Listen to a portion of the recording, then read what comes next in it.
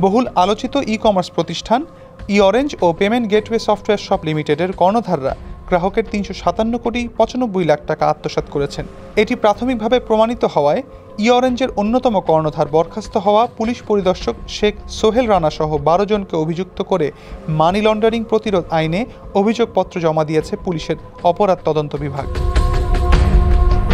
২০২১ সালের অক্টোবরে গুলশান থানায় ই-অরেঞ্জের বিরুদ্ধে ২৩২ কোটি ৪৩ লাখ টাকা পাচারের অভিযোগে মানি লন্ডারিং প্রতিরোধ আইনে মামলা করেছিল সিআইডি। অভিযোগে বলা হয়, ই কমার্স ব্যবসার নামে গ্রাহকের কাছ থেকে অগ্রিম টাকা নিয়ে ব্যবসায়িক লেনদেনের বাইরে নগদ উত্তোলন ও ব্যাংক হিসাবে স্থানান্তরের মাধ্যমে আসামিরা মানি লন্ডারিং করেছেন। গ্রাহকের টাকা পেমেন্ট গেটওয়ের মাধ্যমে ব্যাংক হিসেবে গ্রহণ করার পরও পণ্য সরবরাহ না করে চক্রটি প্রতারণা করেছে। ২৩২ কোটি ৪৩ লাখ টাকা মানি লন্ডারিংয়ের কথা বলা হয় এজাহারে। মামলাটি সিআইডির ফাইন্যান্সিয়াল ক্রাইম শাখা তদন্ত করে। তদন্ত শেষে চার্জশিট দাখিল করতে সংস্থাটি প্রায় ৩ বছর সময় নেয়।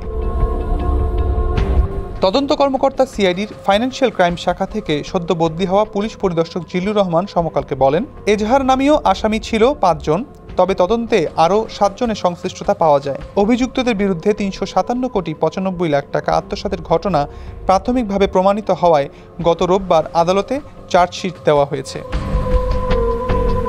তদন্ত সূত্র জানিয়েছে, পেমেন্ট গেটওয়ে এসএসএল শর্ত বহির্ভূত বিপুল পরিমাণ সন্দেহজনক লেনদেনের মাধ্যমে জ্ঞাতসারে ই-অরেঞ্জ.শপকে প্রতারণায় সহায়তা করেছে।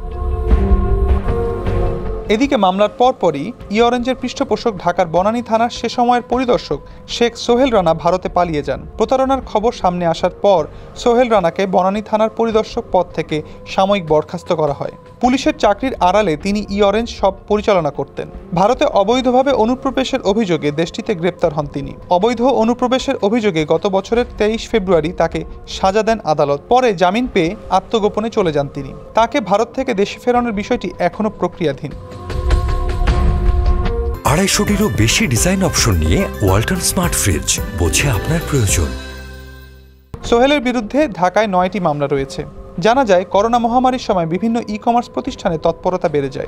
মানুষের কাছেও এগুলো জনপ্রিয় হয়ে ওঠে। তবে পণ্য বিক্রির নামে গ্রাহকদের টাকা হাতিয়ে নিয়ে একাধিক প্রতিষ্ঠান তা পাচার করেছে বিদেশে। এর মধ্যে সিআইডি মানি লন্ডারিং প্রতিরোধ আইনে ১১টি মামলা করে, তার মধ্যে ই-অরেঞ্জও রয়েছে। ই-অরেঞ্জ লোভনীয় বিজ্ঞাপন প্রচার করে বাজার মূল্যের চেয়ে অনেক কম মূল্যে পণ্য ক্রয়ের সুযোগের কথা বলতো। এতে গ্রাহকরা আকৃষ্ট হয়ে পণ্য কেনার জন্য অর্থ দেন। অনেকেই ব্যবসায়িক মনোভাব নিয়ে টাকা লগ্নি করেছিলেন।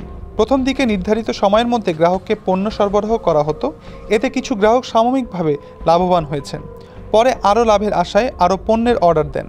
এরপরই নেমে আসে বিপর্যয়।